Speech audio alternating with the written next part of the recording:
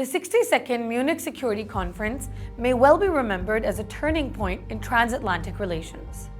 Not a dramatic rupture, not a formal split, but a moment of recalibration. At the heart of the discussions was a single, increasingly urgent question. Is Europe ready to stand more firmly on its own?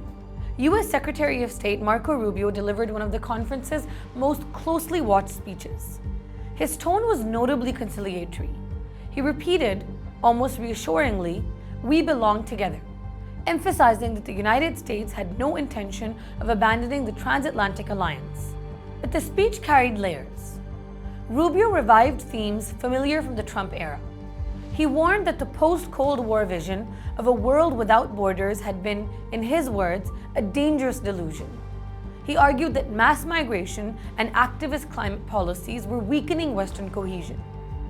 At one point, he cautioned that unchecked migration threatens the cohesion of our societies and the survival of our civilization itself. Now that language resonated strongly with Europe's far-right factions.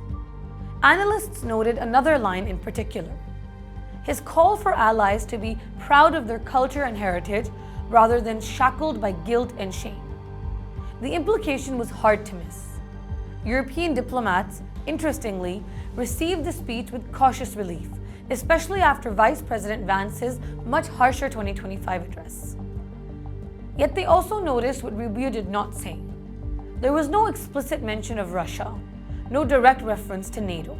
The message, subtle but unmistakable, was this: Europe must take greater responsibility for its own security so Washington can focus on challenges further east, namely China. And Europe, it seems, was already thinking along those lines.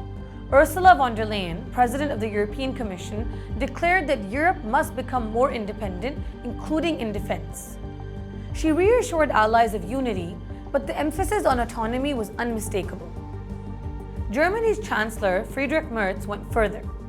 He called for a new European security architecture, even suggesting discussions around a joint nuclear deterrent. In his words, the United States could not go it alone in this era of great power rivalry. Meanwhile, France's Emmanuel Macron framed the moment as historic and said that it is the right time for a strong Europe.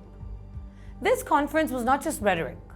European governments have pledged substantial increases in defense spending, moving core NATO commitments from 2% to roughly 3.5% of GDP. They're pooling resources to develop advanced systems, including long-range missile capabilities. The ambition is clear: to build a credible European pillar of defense within NATO and, if necessary, beyond it. As von der Leyen acknowledged rather candidly, recent events have forced Europe to accept that dependence on US military power is reaching its limits. A painful realization, perhaps, but also a strategic awakening. And this convergence reflects broader geopolitical shifts. Russia's war in Ukraine continues to destabilize the continent. US-China rivalry demands American attention in the Indo-Pacific. US officials have been clear.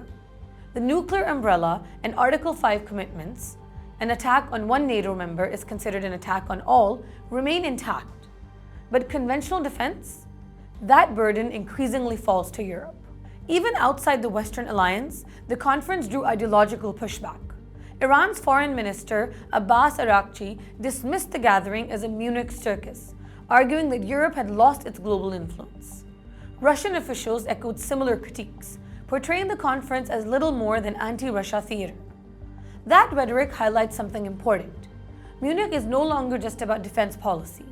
It's also about narratives, about competing visions of order, identity, and influence. So where does this leave Europe? Munich 2026 reveals a continent at a crossroads. On one side is a growing consensus around strategic autonomy, driven by Russian aggression, Trump-era policy shocks, and the sober recognition that American priorities are shifting. On the other side lies the enduring necessity of transatlantic solidarity, particularly in deterring Moscow. Strategic autonomy is no longer a fringe concept in European policymaking. It is rapidly becoming mainstream. But here's the defining challenge. Can Europe build credible military power, streamline decision-making, and maintain unity, all while preserving the transatlantic alliance that has underpinned its security for decades? That question, more than any single speech, may be the true legacy of Munich Security Conference 2026. And the answer is still unfolding.